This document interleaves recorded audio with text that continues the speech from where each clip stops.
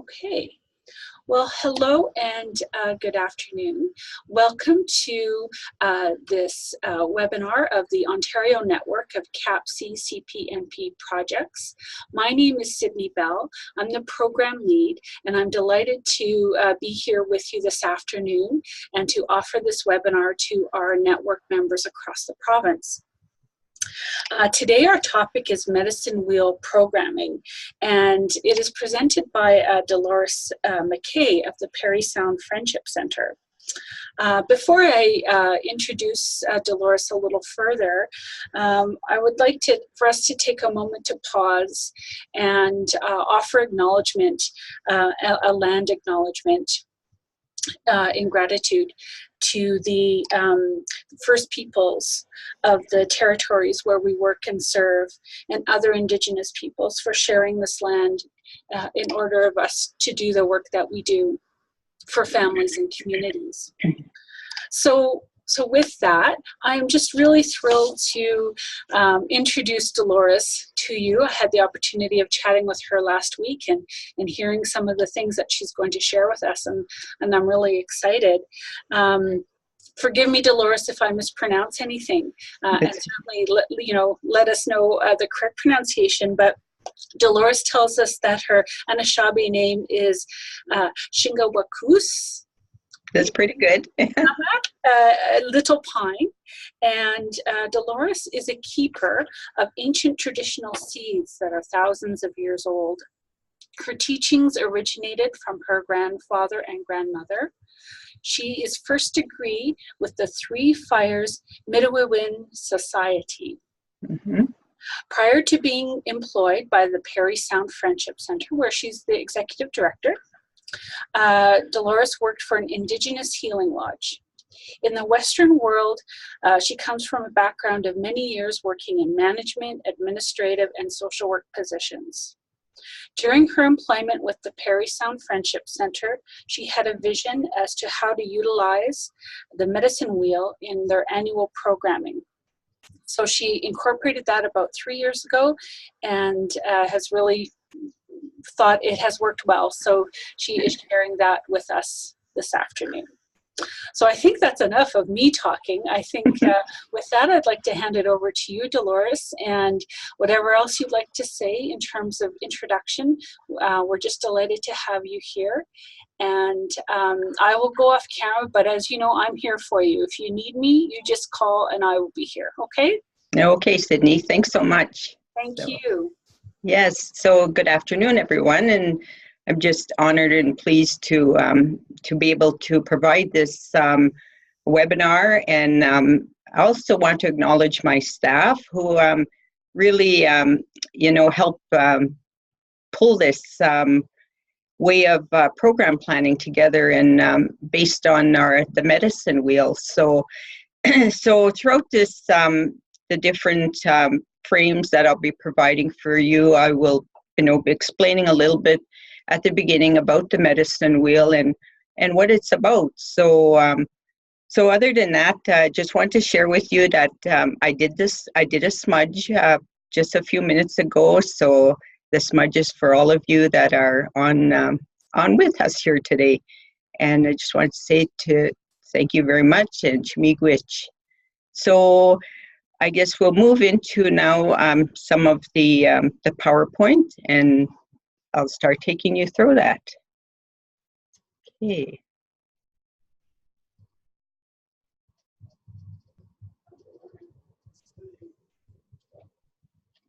So, as we mentioned, this is an annual program planning wheel that I'm going to be presenting. Excuse me, I don't see your PowerPoint. Oh, you don't see it? I don't see it. Okay, what am I doing wrong there then? Okay, did you hit the green share button at the bottom? Oh, maybe I didn't. Just a moment there. Okay.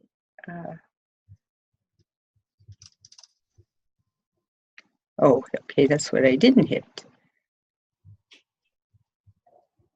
Okay, how's that? That's looking good. You want to probably hit, there you go. If you hit that, then Got it? Perfect, you're good. Okay. This is a little new to me too. So I was telling Sydney that when I first was talking to her about, okay, this is a little bit different. This is something we don't do every day, webinars. But anyhow, yeah. So I just want to begin. If you see the medicine wheel that's sitting there with the 4 colors. We do see it, yes. Okay, perfect.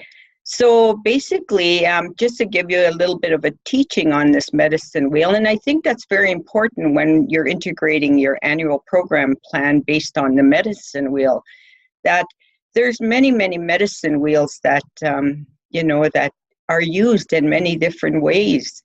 And this particular wheel that you're looking at, you'll notice has the 4 colors, and the 4 colors, the yellow representing the yellow people or Asian people, and that's in the eastern doorway. And the south is the Indigenous people that they call the red people, and the west is the black, which is the black people, and the north being the Caucasian. So just a little bit about that wheel, and as we move into the different frames, you'll hear a little more on what each of those 4 directions also represent. And then how our program is going to be incorporated into this.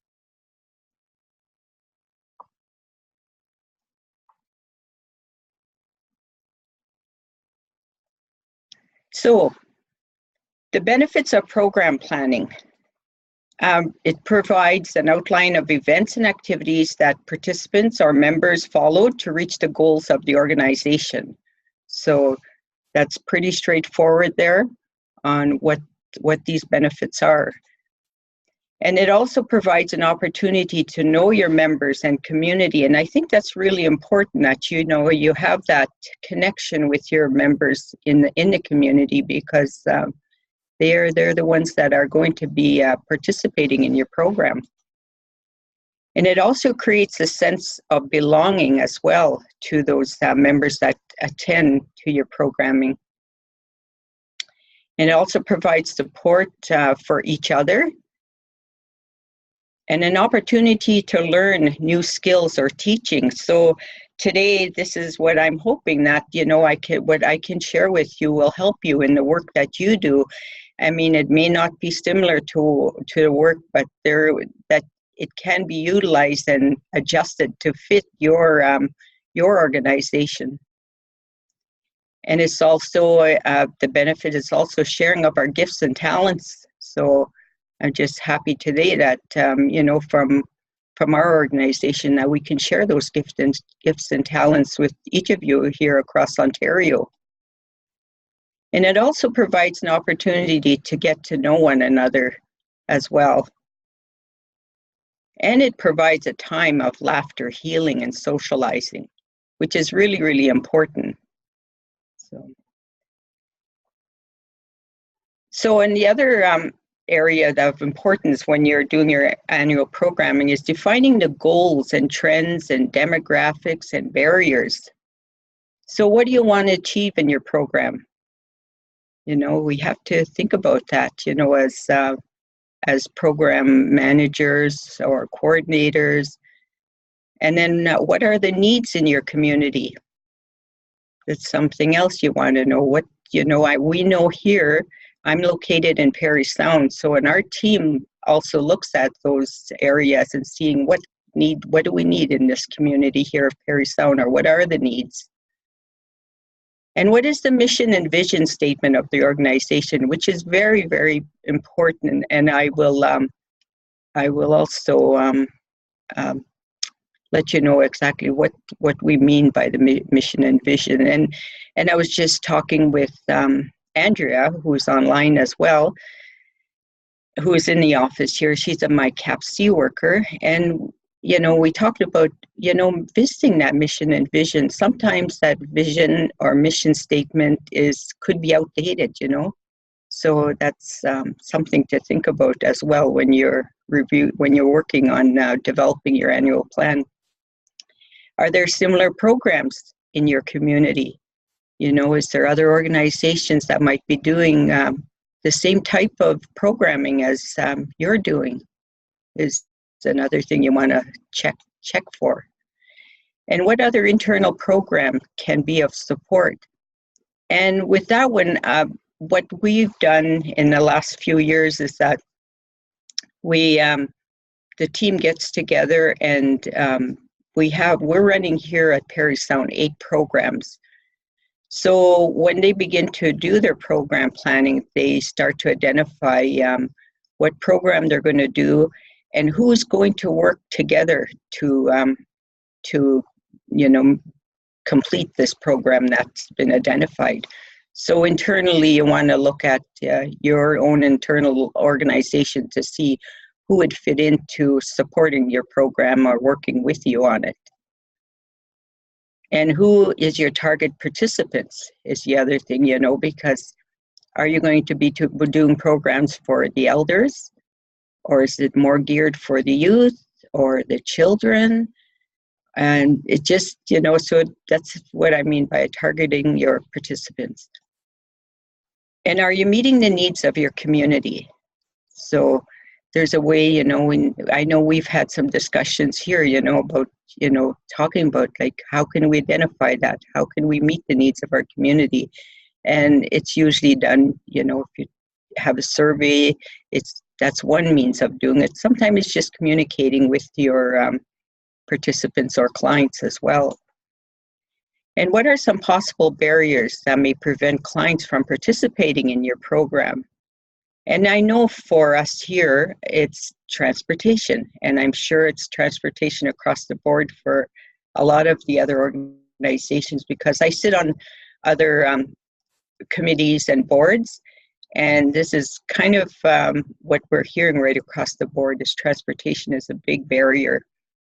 But, and I know for us here, we do have a van that we have to, kind of share with all of the programs here. So that makes it a challenge as well. And because one of the things that here in Parry Sound is we don't have like a bus, a transway means of getting around the town.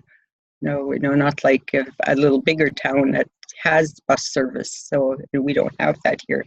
So we have our other means would be utilizing the taxi, which we have 2 taxi companies here in town. So we make good use of them as well if we have to.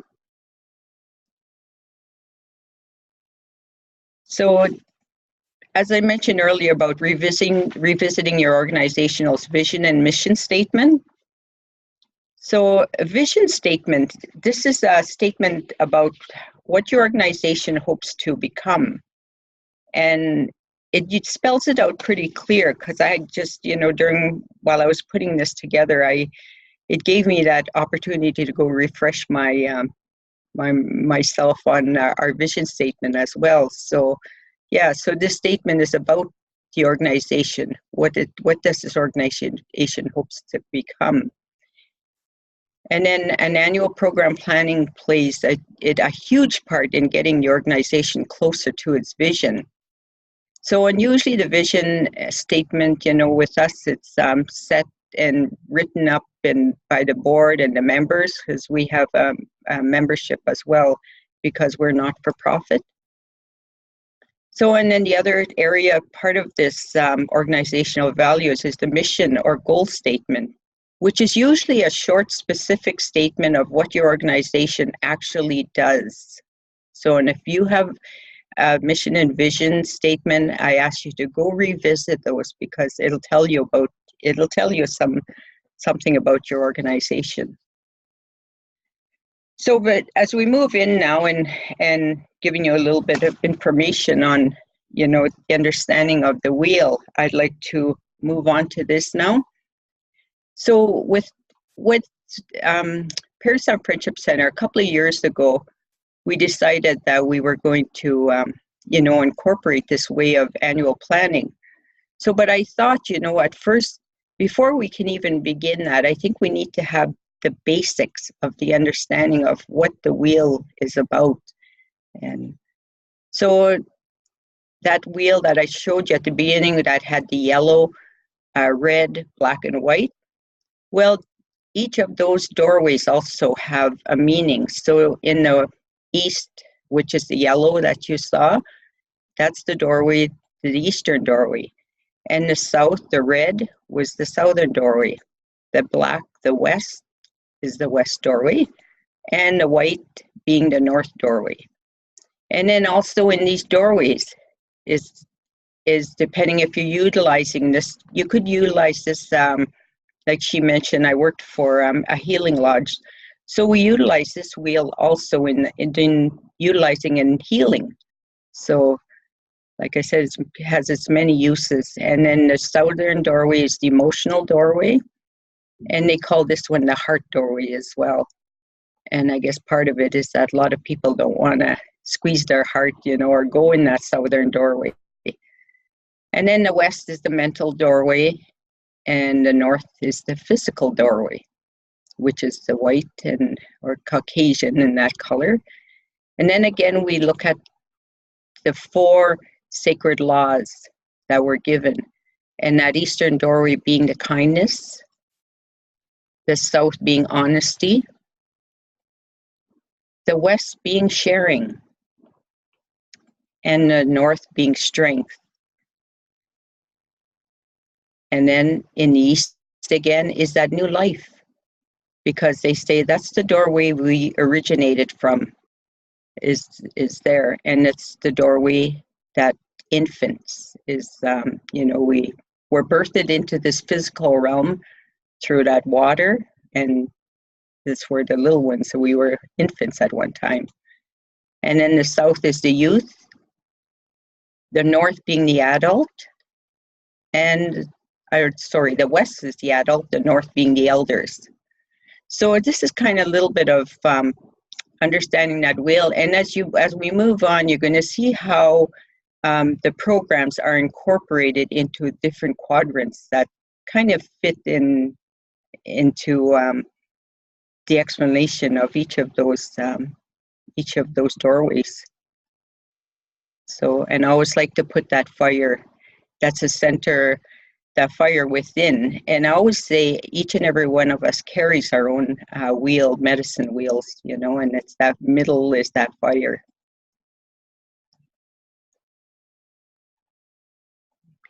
Isn't it moving? Oh, here we go. So one of the things that we were doing the first year I arrived here, I was in 2016 when I arrived.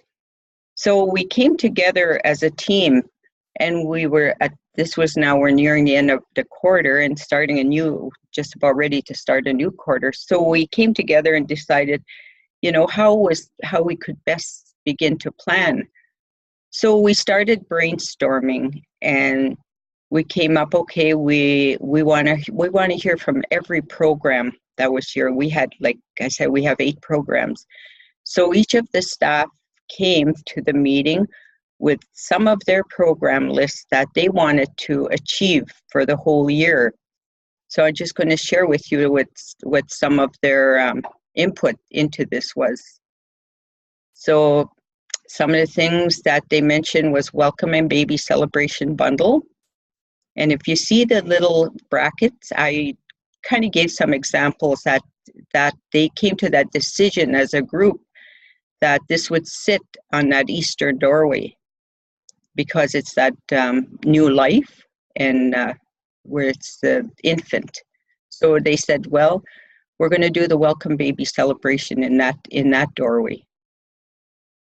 And then also the first aid, and just looking down the list, and Easter egg hunt, girls, boys, night out, teaching games, World No Tobacco Day, Missing and Murdered Women, which is the Red Dress Day, Aboriginal Day, gardening and seeding, Mother's Day breakfast, and they identified in there again as the East. And so each and every one of these have their identified doorways.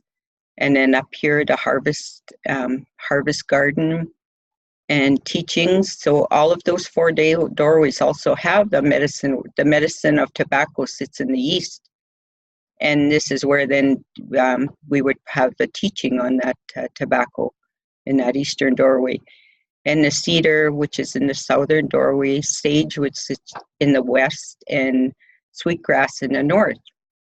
So, and then going through all of this, so all of these, all of the lists that you're seeing here were provided by each of the team, that all of the program teams here within the office. So, and this is just more of the list that they've identified. So we had quite a, I mean, this is, you know, you're looking at a whole year of planning here, you know, so this is kind of somewhat, we're brainstorming together what programs they wanted to do. So identifying, you know, harvesting again, which would be in the west, and Christmas party, Halloween party, full moon. Full moon, you'll see that they identified it as all the doorways because we have a full moon every month. So they felt that it needed to sit in all of those 4 doorways. And you'll see it, how it works in those doorways and a few more frames. And then Thanksgiving and Orange Shirt Day, apple picking, National Addiction Awareness Day, Spirit Feast, and they noted it here November 1st because that's one of the time that this happens in November. So that would be in that western doorway that would sit. And then just more of the other identified areas that were provided, outfit making, which was sat in the northern doorway, and storytelling also was in the north. So just giving you some ideas of the list of the program list that they provided, you know, the team. So now that they've got all the program lists together, now they wanted to identify what quadrants would there, which doorway would it sit in. So the first doorway, being the eastern doorway, identified it as the first quarter, which is April, May, June. And then if you look at the south, it's July, August, September, the second quarter, and then third quarter, October, November, December, and then the fourth and final quarter, January, February, March. So all of the previous 2 screens that you saw with all of the listings of their programs, they then came together and identified what doorways would be relevant for these programs to sit in. So together again, they did pull all of those different program ideas and put them into these individual doorways. So as you can see, they felt that gardening and seeding was for April, May, June. So usually that's the time that we're starting our gardens and that. So that was appropriate for it to sit there. And welcoming babies celebration bundle, that again was in that doorway. So same as full moon, first aid, the egg hunt, Easter egg hunt, girls and boys night out, there's teachings and games, and World No Tobacco Day, Indigenous Fashion Days, and missing and murdered women. So Father's Day and Mother's Day breakfast and Father's Day's lunch. So they felt that all of that was made more, was relevant for that Easter doorway. So there's our little baby infant. Then again in the south, which is July, August, September, there again, they pulled from those lists from those 2 screens again, and identified that these belonged in the southern doorway. As you can see there, the powwows usually start up, you know, in July, August, September. So, and yeah, so that's part of their programming as well. And sweetgrass harvesting and community luncheon as well. So, and there's our full moon, and there's our harvesting of our berries as well in that quadrant. And then in the western doorway, October, November, December, again, we're preserving now. We're getting, you know, we're starting to harvest and preserve as well in that doorway. In that particular doorway, the teaching is that sage in there. And, you know, it's being December, we're now doing our Christmas parties and Halloween parties. Then for October, again, you see that full moon ceremonies that's in that doorway as well, because, you know, we have our full moons every month. And as also we have in that doorways the Orange Shirt Day. It's missing and murdered women. And it's that time again in there to picking the apples. So this, again, these are the listed programs. They felt that this doorway suited, was better to be carried through programming for there in there. So there's some jars of some preserves. Then the northern doorway is what we call the physical doorway. And you see there's a little one there doing her yoga. And you see the jingle dress. So this is the time that, we begin to do our outfit making. And again, you see that full moon, and we have fitness. That's a doorway of fitness and physical.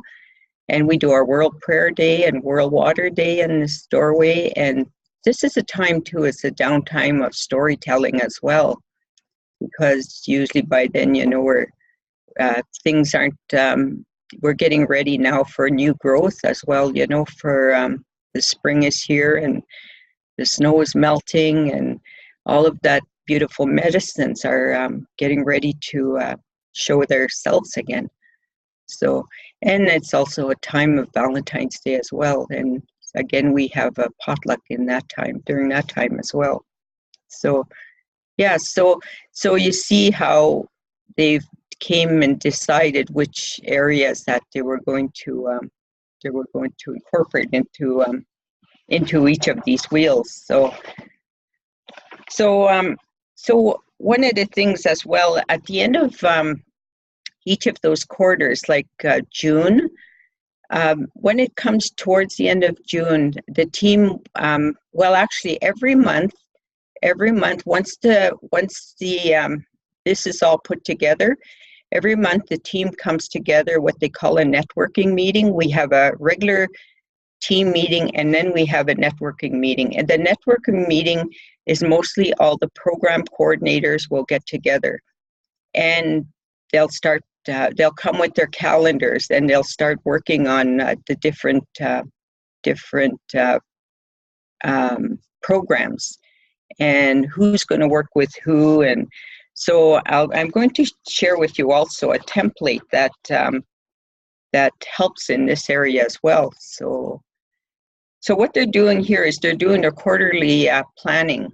They're beginning to do the quarterly planning in here. So the team meets monthly to plan and set dates and times for the programs. And then at that point, once they have a program planning form, which they complete. So this really helps guide them as well. And this is kind of a sample of the program planning form. So, and one of the purpose of this form was to ensure all activities are directly related to program benchmarks and program objectives, and to ensure program benchmarks and objectives were met, and to improve communication between the organization and the funder, and to monitor activities for support and direction. Because each of you know we do have certain benchmarks that we have to meet, and I know since we incorporated the system that we've gone back and we revisit that wheel at the end of that quarter, which would be for April, May, June, would be at the end of June, we would revisit that again. And then we look at the programs that were identified in that quadrant, and we'd start checking off, okay, did we fulfill this? Yes, yes, yes, yes, we did do that well, So, and honestly, most of those identified in those different doorways were successfully completed. And sometimes, basically, I should say sometimes, most of the time, they've gone over and beyond. So there's a lot of in-between programs as well that happens in there. So we're quite busy here in what we offer to the community as well. So it's just looking at this. So they begin to come together. So they may pick an item off the list, and it's identified. Okay, say for example, the Easter egg hunt. They then decide, who is going to, as a team, they decide who is going to work together on the Easter egg hunt. You know, this might be, you know, our CAPC worker and who is infant to 6 years old, or it could be our Quago could support her, she's 7 to 12 year old. So they come together, and sometimes, you know, then depending on the number of children we have, you know, sometimes it means that, you know, we may have to pull in our urban Aboriginal healthy living worker, or we may have to pull in our healing and wellness or health outreach. So it just depends on, you know, the needs. And this is what we find that this particular program planning form, which was created here, helped guide us here. So you look at the first one, it says activity proposed, and we asked that be specific and provide some details. So actually this morning I did have a program that just came on my desk, and they usually bring the program to me and I'll review it. So it came to my desk and I had a chance to look at it, and it was identified specifically what the program was going to be. And then location of proposed activity, you know, where is it going to happen? You know, when do we need, you know, is it going to happen inside here or outside, or which room will it take place in? And the amount of expected time expected to be dedicated to this activity.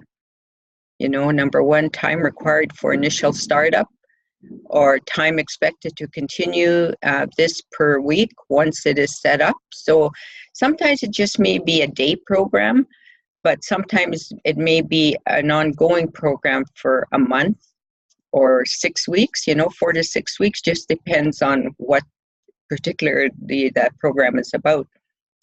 And any expected problems or barriers, like you might provide details if necessary, and it's good to leave this blank if no problems are expected as well. So, you know, it's just the unknown there. And then other staff or agencies involved in activity include phone numbers of others involved.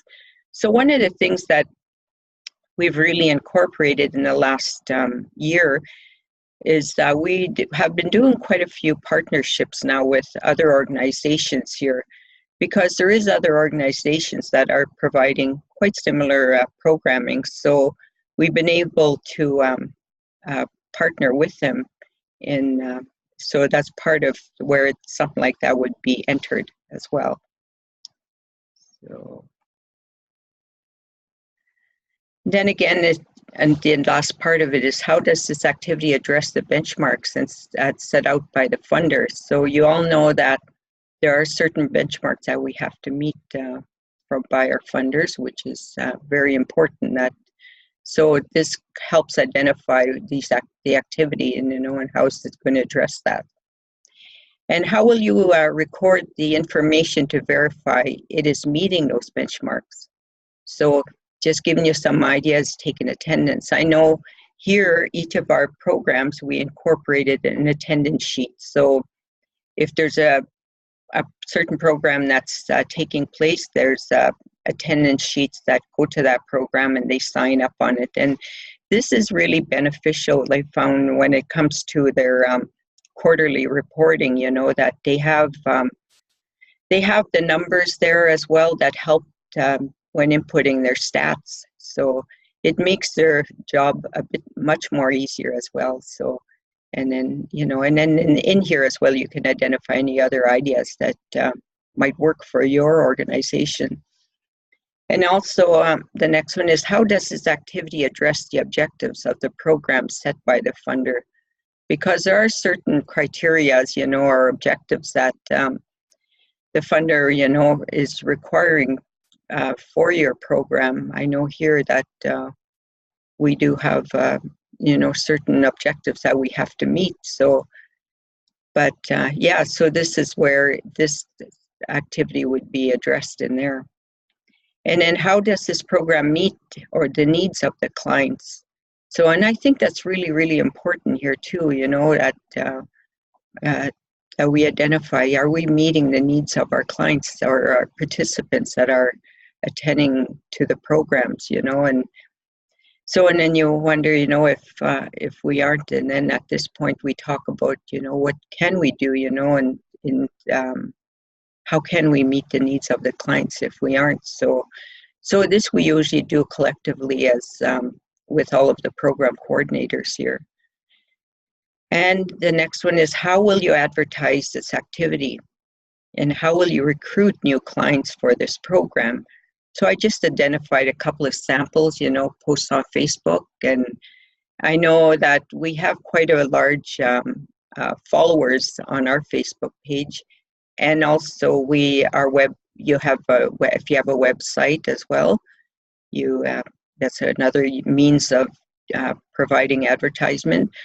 Or I know that program staff here have a list of their clients that they will do a follow-up calls to them as well, especially we find, especially with the elders, because, you know, as elders sometimes, you know, we get preoccupied and they get forgetful, you know, and so we try to provide them at least with a day's notice, again, a reminder call, you know, that tomorrow we're having this program. And then we also have an assigned binder at the front desk for the reception.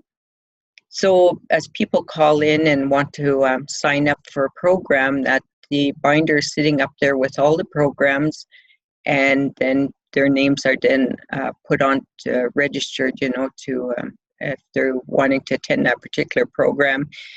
And then we also have a little section on the right-hand side if transportation is required, and yes or no, you know, so, and a contact number should something happen that maybe we have to cancel the program, that they have a telephone number or means of us to reach them. And, you know, especially more in the winter when the weather is not so good, so we have to give them a call and let them know if a program has to be canceled. So, yeah, so that's kind of another way of getting our you know, our program information out there and advertising.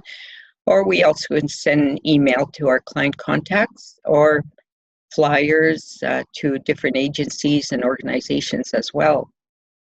And notify all offices, organizations in the district of our planned activities and others. So we do a lot of sharing on our different, we have a huge bulletin board here that we do have our other organizations that might send their postings to us as well. So, and then one of the things that we ask as well, that each of the program coordinators provide like a program budget that, you know, it's not an actual, but it's a pretty close guesstimate of program budget, what it's going to cost. You know, maybe you need to bring in a speaker.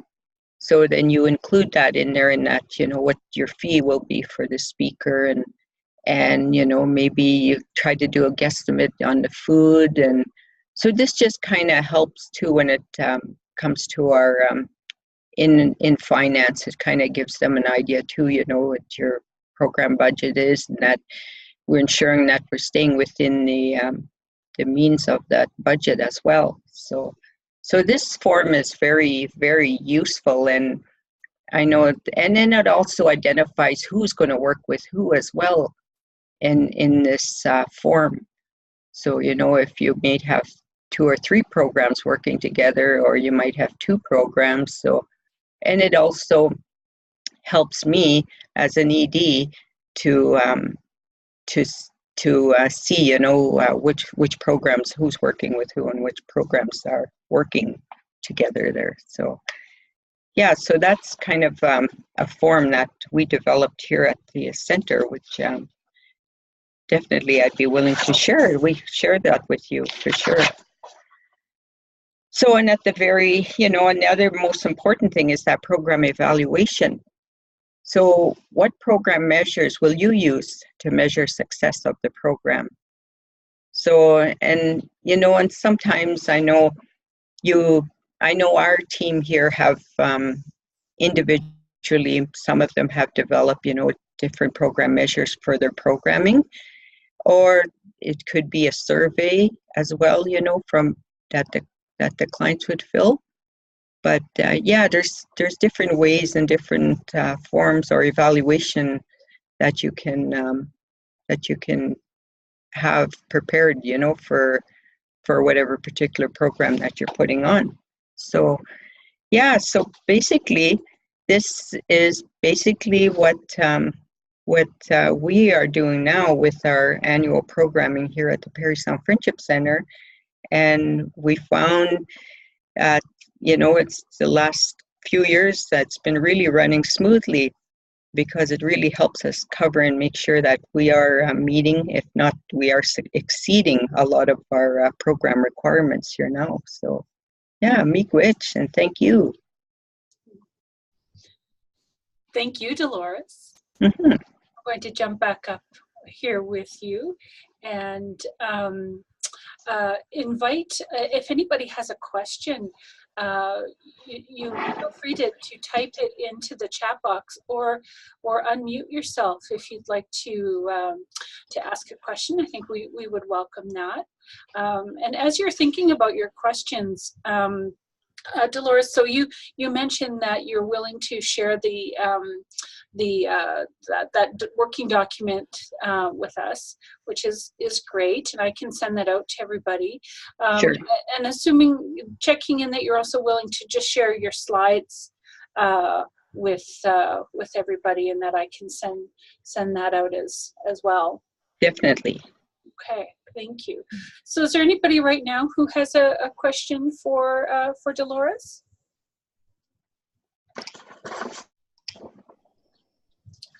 One question that, another question that I have actually, Delores, is do you have any advice or guidance for perhaps, you know, non-Indigenous staff who are running programming, and maybe there's some, you know, Indigenous folks in their community, and they want, you know, their programming to be more, you know, culturally appropriate and welcoming, but sometimes it's walking that fine line too. As a non-Indigenous person, you don't want to appropriate or use teachings inappropriately.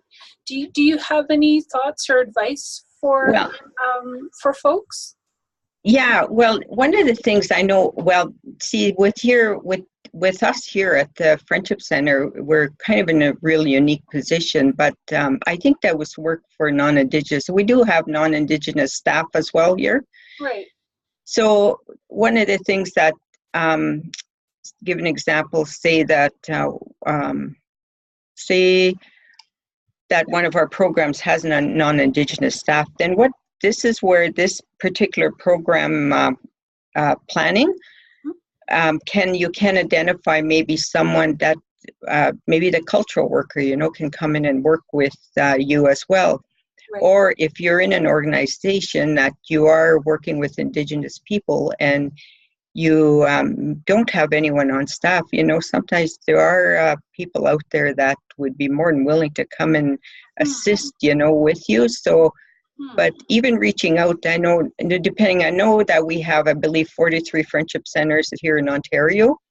So, I mean, sometimes it's just calling the organizations, because we are urban, you know, we're all situated in a town or a city. Right. So we always more than willing to share and help, and because we do have a lot of resource people as well here. Mm-hmm. So, yeah. Wonderful. Thank you so much. That's really helpful. Mm-hmm. So one more chance to see if there's anybody who's joined us here. We have a good large group here with us, Delores. We've got 20 people joining us, so it's really great to have you here. Good. So if there's nobody else who has a question, I will just again take this opportunity to extend my gratitude to Delores for taking the time to be with us today, to share of your knowledge and your experience and your teachings. it was really informative and really helpful. And I know that lots of folks will also be appreciative of those worksheets that you shared, and also being able to watch the webinar and to really kind of, you know, let it sink in.